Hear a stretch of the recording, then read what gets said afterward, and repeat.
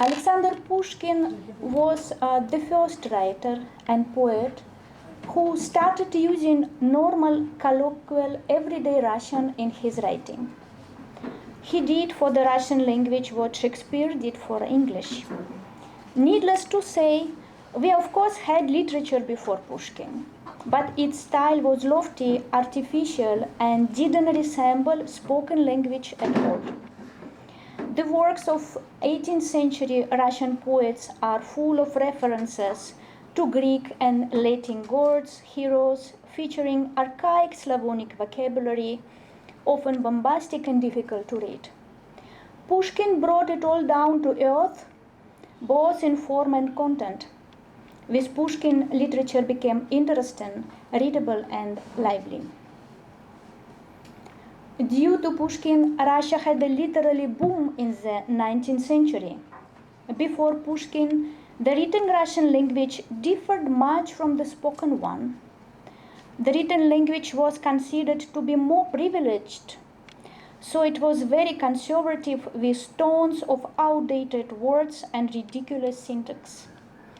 On the contrary, the spoken language was more flexible and lively, but it was considered as a low language. Pushkin made a linguistic revolution in Russia. His poems were like natural speech. When you read it aloud, they sound like you just talk in rhymes. Pushkin was widely educated in various fields. He knew French language perfectly, but in his works, Pushkin always paid attention to folk speech, using characteristic words or concepts. Pushkin introduced folk Russian words which have been forgotten or replaced by foreign words to modern literary language.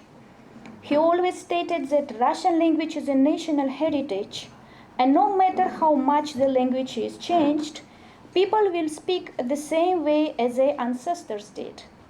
Pushkin created the common Russian national language with all its variations. Pushkin had an amazing ability to reincarnate and to understand the spirit of different times, people, and nations. His works translated into all the major languages, including Tamil. And that is wonderful. So I would like to invite poet Kala Subramanian to the stage, please.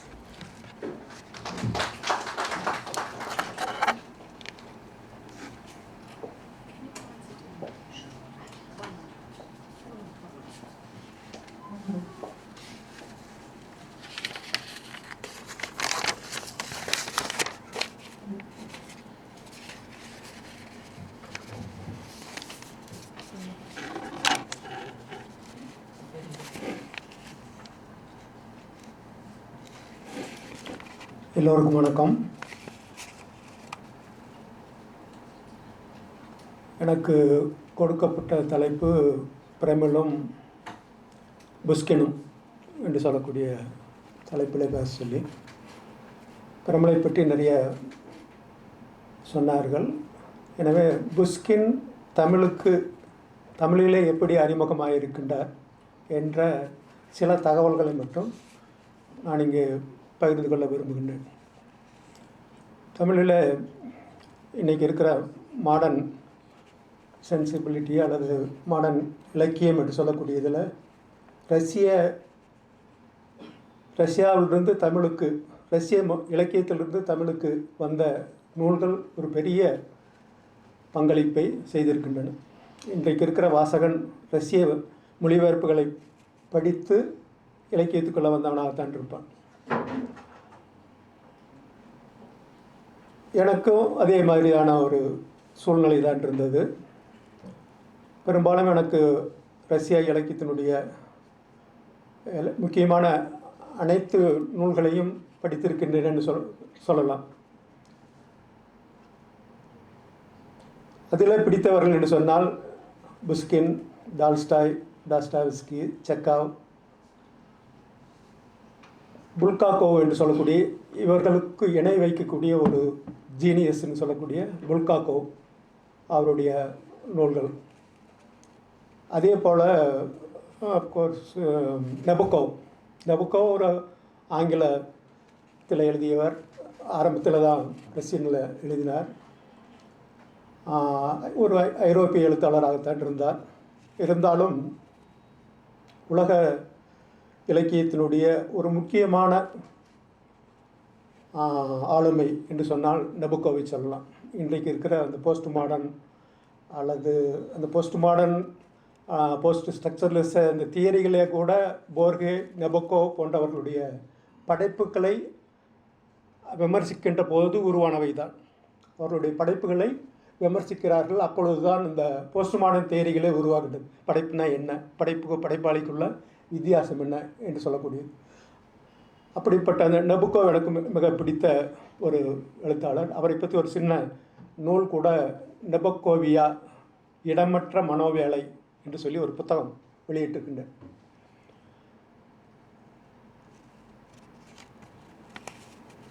இதில் ரஷ்ய மொழிபெயர்ப்புகள் என்று சொன்னால் குறிப்பாக Tolstoy நிறைய வந்திருக்கின்றது. ஒரு 30-40 புத்தகங்கள் டால்ஸ்டாயினுடைய முக்கியமான நூல்கள் எல்லாமே வந்திருக்கிறது சொல்லலாம். டாஸ்டாவிஸ்கி,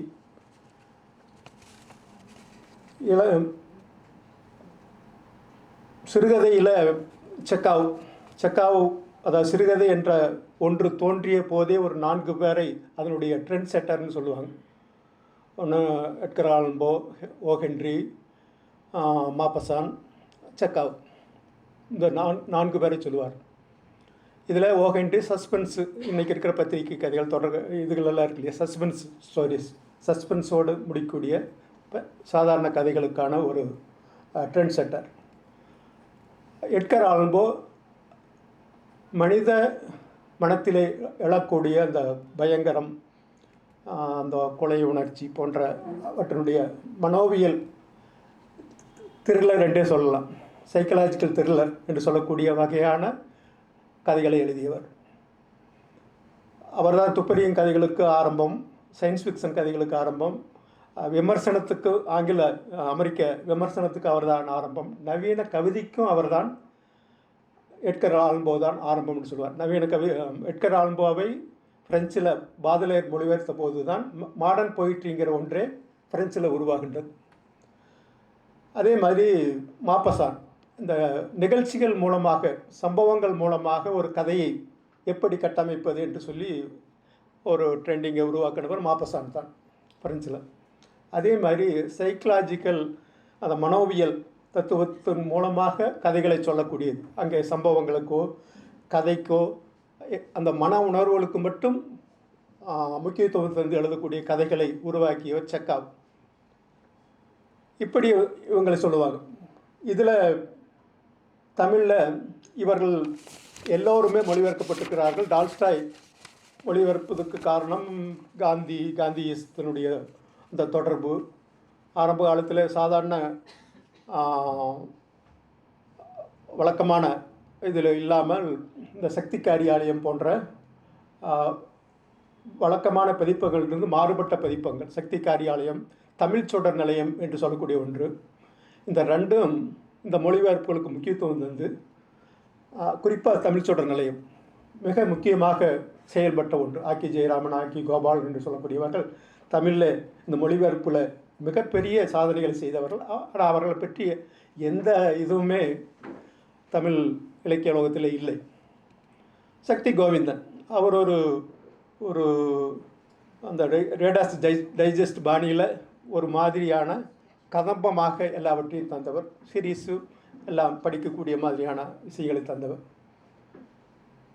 இவர்களை பார்த்து வணிக நோக்கில் செயல்பட்ட ஸ்டார் பிரசுரம் என்று சொல்லக்கூடிய நிறைய ரஷ்யன் புத்தகங்களை வெளியிட்டிருக்கின்றது. ஸ்டார் பிரசுரம் என்று சொல்லக்கூடியது நிறைய புத்தகங்கள். அதில் குறிப்பாக நம்ம சோவியத் இதில் NCBH ப்ரோக்ரஸிவ் பப்ளிஷர்ஸினுடைய அந்த புத்தகங்களை எல்லாம் நிறைய வெளியிட்டிருக்கின்றது. அவர்களோடு இணை வைத்து தமிழில் இந்த நான் சொன்ன தமிழ் சுடர் நிலையம், சக்தி காரியாலயம், ஸ்டார் பிரசுரம் போன்றவற்றை தமிழில் ரஷ்ய இலக்கியங்களை கொண்டு வந்தது என்ற வகைகளில் நாம் சொல்லலாம்.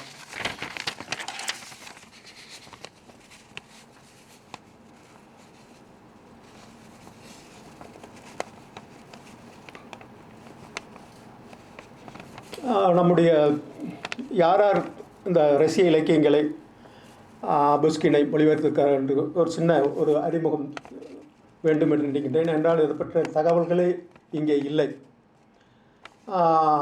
புதுமைப்பித்தன் உங்களுக்கு தெரியும். புதுமைப்பித்தன் ரஷ்ய இதிலிருந்து பலிபீடம் என்று சொல்லி குப்ரின், அலெக்சாண்டர் குப்ரினுடைய யாமா த பிட் அதை மொழிபெயர்த்திருக்கிறார், பலிபீடம். அதுபோக பளிங்கு சிலை என்று சொல்லி ஒரு சின்ன தொகுப்பில் ரஷ்ய கதைகளை மட்டும் தொகுத்து தந்திருக்கின்றார். பளிங்கு சிலை என்று சொல்லி ஒரு தொகுப்பு. புதுமைப்பித்தன் தான் நம்முடைய ஆதர்சன நாயகன் என்பதாலே அவருடைய அந்த ரஷ்ய மொழியை குறிப்பிட்டேன். அதே போல் கூப்பாரா டால்ஸ்டாயினுடைய கதைகளை மொழிபெயர்த்திருக்கிறார். இப்படி அந்த முன்னோடிகள். அதற்கு பிறகு வந்தவர்களில் ரஷ்ய சென்ட்ரலிருந்து வந்தது ரகுநாதனுடைய முக்கியமான மொழிபெயர்ப்புகள். ரா கிருஷ்ணய்யா, தர்மராஜன், பூ சோமசுந்தரம் போன்றவர்கள் எல்லாம் மொழிபெயர்த்திருக்கிறார்கள். என்ன மற்றவர்களுக்கு இவர்களுக்கும் உள்ள வித்தியாசம் என்னென்னா, இவங்க ஒரு வேலையாக அதை செய்தவர்கள். ஒரு மெக்கானிக்கல், ஒரு எந்திரத்தனமான மொழிபெயர்ப்பாக இருக்கும். பூ சோமசுந்தரம் ஆகட்டும், தர்மராஜன் ஆகட்டும், அல்லது கிருஷ்ணய்யாவாகட்டும். ஆனாலும் நிறைய சாதித்து இருக்கிறார்கள் என்பதில் ஐயமில்லை. அதில் ரகுநாதன் ஒரு பெரிய ஒரு முக்கியமான படைப்பாளுமை மிக்க ஒருத்தர். ஆனால் அவரும் தன்னுடைய மொழிபெயர்ப்புகளில் வீழ்ச்சியைத்தான் சந்தித்திருக்கிறார் என்று நினைக்கின்றேன். அவருடைய மொழிபெயர்ப்புகளில் முக்கியமானது தாய், மார்க்சிம் கோர்க்கினுடைய தாய். மார்க்சிம் கோர்க்கினுடைய இதில் இன்றைக்கி படிக்கிற மாதிரி இருக்கிறது 3 தலைமுறைகள் என்று சொல்லக்கூடிய ஒரு நாவல் என்று மட்டும்தான் நினைக்கின்றேன். நிறையா காக்கி வந்திருக்கின்றது. இந்த ஸ்டார் பிரசுரத்தில் ரங்கதுரை வேலன் என்று சொல்லக்கூடிய ரதுலன், ரங்கதுரை வேலன் ரதுலன்ட்டு அவர் சுருக்கமாக வச்சுருக்கார். 2 பேர்லேயும் வந்திருக்கின்றது. 2 பேரும் ஒன்றாங்கிறத நான் தான் யூகித்து தெரிஞ்சிட்டேன். அந்த ரங்கதுரை வேலன் நிறைய ரஷ்ய நூல்களை மொழிபெயர்த்திருக்கிறார். அதேமாரி பாஸ்கரன், பாஸ்கரன் என்று சொல்லக்கூடியவர், அவர் சோவியத்து அந்த இதோட கட்சியோட தொடர்புடையவர். அவர் நிறைய நாவல்களை மொழிபெயர்த்திருக்கிறார். டிஎஸ் சொக்கலிங்கம் தமிழ் சுடர் நிலையத்தில் போரும் வாழ்வும் என்று சொல்லக்கூடிய, போரும் அமைதியும் என்று சொல்லக்கூடிய ஒரு பெரிய டால்ஸ்டாயினுடைய நாவலை மொழிபெயர்த்தார். இப்படி முக்கியமான மொழிபெயர்ப்பாளர்கள் என்று சொன்னால் இவர்களை சொல்லலாம். இதில் புஷ்கினை பற்றி மட்டும் பார்த்தால் இங்கே இருக்கிற ஒரு 3 புத்தகங்கள் இருக்குது. தேர்ந்தெடுக்கப்பட்ட புஷ்கின் படைப்புகள் என்று சொல்லக்கூடிய மோசமான மொழிபெயர்ப்பு தான், இருந்தாலும் வேறு வழி இல்லை. அதுதான் நமக்கு கிடைக்கக்கூடிய ஒரு புத்தகம். ஆங்கிலத்திலும் இருக்குது. ஆங்கிலமும் மோசமாக தான் இருக்கும். நீங்கள் புஷ்கினை படிக்கிறீங்கன்னா இங்கிலீஷ்க்கு மற்ற யூரோப்பியன் மொழிபெயர்ப்புகளுக்கு தான் போகணும். அது ஒரு தேர்ந்தெடுக்கப்பட்ட படைப்புகளில் முக்கியமான அந்த குயின் ஆஃப் ஸ்பேட், அது ஒரு மொழிபெயர்ப்பதில் இருக்குதுன்னு நினைக்கிறேன். மற்ற சில கவிதைகள் எல்லாம் இருக்கின்றது. இன்னொரு தொகுப்பு இந்த சாந்தி நிலையம் என்று சொல்லக்கூடிய ஒரு புத்தக நிலையம், கமர்ஷியல் புத்தக நிலையம் தீபம் என்று ஒரு தொகுப்பு கொண்டு வந்தது. அதில் தான் முதல்ல புஷ்கினுடைய மணமகன் என்று சொல்லக்கூடிய ஒரு சிறுகதை அதில் தான் வெளிவந்தது அந்த தொகுப்பில். அதேமாதிரி பூ சோமசுந்தரம் தொகுத்த சோவியத் வெளியீட்டில் ருஷ்ய சிறுகதைகள் என்று சொல்லி நிறைய வால்யூம்ஸ் வந்தது. அதில் முதல் வால்யூம்ஸில் அஞ்சல் நிலைய அதிகாரி, இந்த ஸ்டேஷன் மாஸ்டர்னு சொல்லக்கூடிய புஷ்கினுடைய ஒரு கதை வந்திருக்கின்றது. அதுக்கப்புறம் இங்கே ஜெயகாந்தன் மொழிபெயர்த்த கேப்டன் மகள், கேப்டன்ஸ் டாட்டர் சொல்லக்கூடிய அவருடைய முக்கியமான ஒரு நாவல். இன்றைக்கி படிக்கிற போது கூட அது அதனுடைய இது தெரியும். புகாச்சேவ்னு சொல்லக்கூடிய அந்த காலத்து ஒரு ரெபல், அவரை பற்றின கேரக்டரை அடிப்படையாக வைத்து எழுதப்பட்ட அந்த நாவல். அதை ஜெயகாந்தன் மொழிபெயர்த்திருக்கார். அவருக்கு முன்பாக ஸ்டார் பிரசுரத்தில் ரங்கதுரை வேலன் கேப்டன் மகள் என்ற பெயரிலேயே ஒரு மொழிபெயர்ப்பு வந்திருக்கின்றது. நல்ல மொழிபெயர்ப்பு தான். ஜெயகாந்தனுடைய மொழிபெயர்ப்பை விட நல்ல மொழிபெயர்ப்புன்னு சொல்லுவேன். அதே ரங்கா துரைவாளன் கல்வனின் காதல் என்று சொல்லி ஒரு நாவலை மொழிபெயர்த்து நான் அந்த காலத்தில் படிச்சிருக்கிறேன். அது ஸ்டார் பிரசுரம் தான். பிரிசனர்ஸ் ஆஃப் காக்கசஸ் ஆக இருக்கலாம் என்று நினைக்கின்றேன். அந்த நாவலோடு தொடர்புடைய துப்ரோவ்ஸ்கி என்று சொல்லக்கூடிய ஒரு நாவலை முன்னேற்ற பதிப்பகமே வெளியிட்டிருக்கின்றது. இதெல்லாம் போக சிறுவர்களுக்கான புத்தகங்கள் ஒரு 2-3 ஆங்கிலத்தில் சிலது வந்திருக்கு. தமிழ்லேயும் சில மொழிபெயர்ப்புகள் ரஷ்ய முன்னேற்ற பதிப்பகம் மேற் பதிப்பகமோ அல்லது ராதுகாவோ வெளியிட்டிருக்கின்றது. குறிப்பாக ரங்கதுரைவாளன் 1958 ஸ்டார் பிரசுரத்தில் புஷ்கின் கதைகள் என்றே ஒரு தொகுப்பை கொண்டு வந்திருக்கிறார். அதான் முதல்ல புஷ்கினுடைய தமிழில் வந்த ஒரு தொகுப்பு. இப்படி அந்த புஷ்கின் இங்கே நம்மிடம் வந்து சேர்ந்திருக்கின்றார். புஷ்கின் தான் ரஷ்ய இலக்கியத்தில் நம்ம பாரதியை பற்றி எப்படி சொல்லுவோமோ, நவீனத்துவத்துக்கும் கவிதைக்கும் முன்னோடி என்று சொல்கின்றோமோ அது போன்ற ஒரு உலக அளவிலான ரஷ்ய இலக்கியத்துக்கான மேதை என்று சொல்லக்கூடியவர் புஷ்கினைத்தான் அவர்கள் எல்லாவற்றுக்கும் முன்னோடியாக ஆராதனை செய்கிறார்கள். பெரும்பாலும் அவருடைய நூல்களில் ஒரு வகையான அந்த கிறிஸ்டியன் ஆர்த்தடாக்ஸ் சர்ச் இருக்கு இல்லையா, அந்த சர்ச்சினுடைய அந்த லாங்குவேஜ், அதனுடைய தன்மை அதெல்லாம் இருக்குன்னு சொல்லுவாங்க. அதே மாதிரி இந்த அதை ஸ்லாவானிக்குன்னு சொல்லுவாங்க, அந்த ஸ்லாவானிக் சர்ச்சு. அதே மாதிரி ஃப்ரெஞ்சு காலிசிசம்னு சொல்லக்கூடிய ஃப்ரெஞ்சினுடைய பாதிப்பு முக்கியமாக புஷ்கின் மூலமாகத்தான் ரஷ்யாவுக்குள்ள, அதாவது ஐரோப்பிய பாதிப்பு அல்லது வெளிநாட்டு பாதிப்பு என்று சொல்லக்கூடியது நவீன இலக்கியத்துக்கு புஷ்கின் மூலமாக தான் உள்ளே வருகின்றது. அதே சமயத்தில் சாதாரண பேச்சு மொழி என்று சொல்லக்கூடியது இலக்கியத்துக்குள்ளே வருவதும் புஷ்கினுடைய காலத்தில் தான். அவர் ஒரு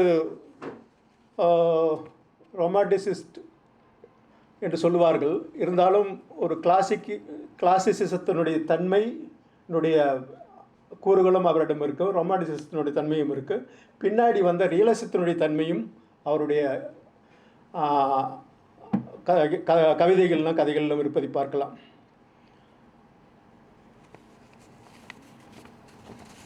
இதில் அவருடைய முக்கியமான ஒரு காவியம் என்று சொன்னால், நாவல் என்று சொன்னால், கவிதை காவியம் என்று சொன்னால் யூஜின் ஒனிஜின், யவ்கனி யூனிஜின் நினைக்கிறேன், யவ்கனி யூஜின் ஒனிஜின் யவ்கனி. அந்த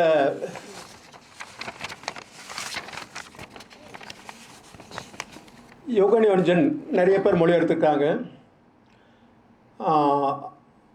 ஆர்ன்ட்னு சொல்லக்கூடிய ஒருத்தர் மொழிபெயர்ப்பு தான் மரபு ரீதியாக அந்த யாப்பினுடைய அந்த மீட்டர் வைத்து சந்தத்தோடு எழுதப்பட்ட ஒன்று, அதுதான் பிரபலமானது. ஆனால் நெபுகோவ் அதற்கு ஒரு மொழிபெயர்ப்பு செய்திருக்கிறார், யூஜின் ஒனிஜின் சொல்லக்கூடியது.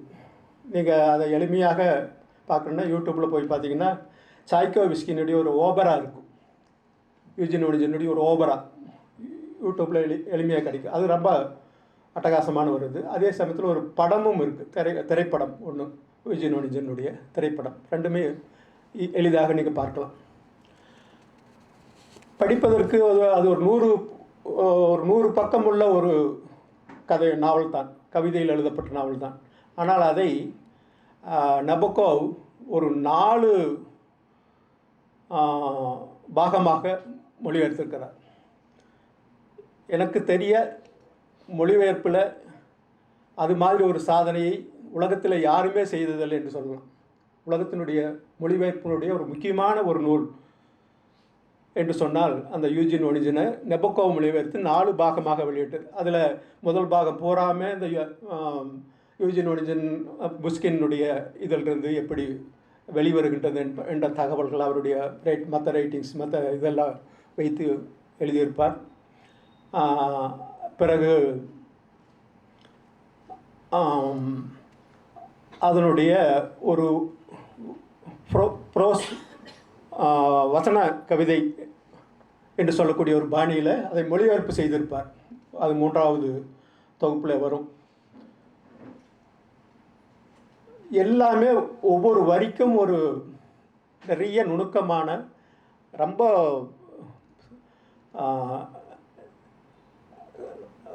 என்ன சொல்கிறது, அவ்வளவு தகவல்களை அவர் தருவார்.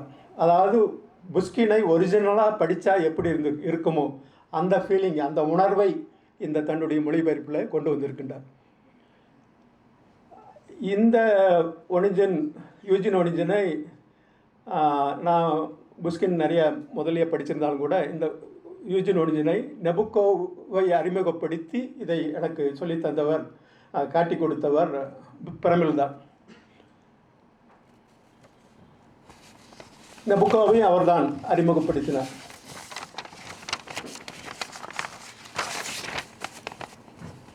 எனவே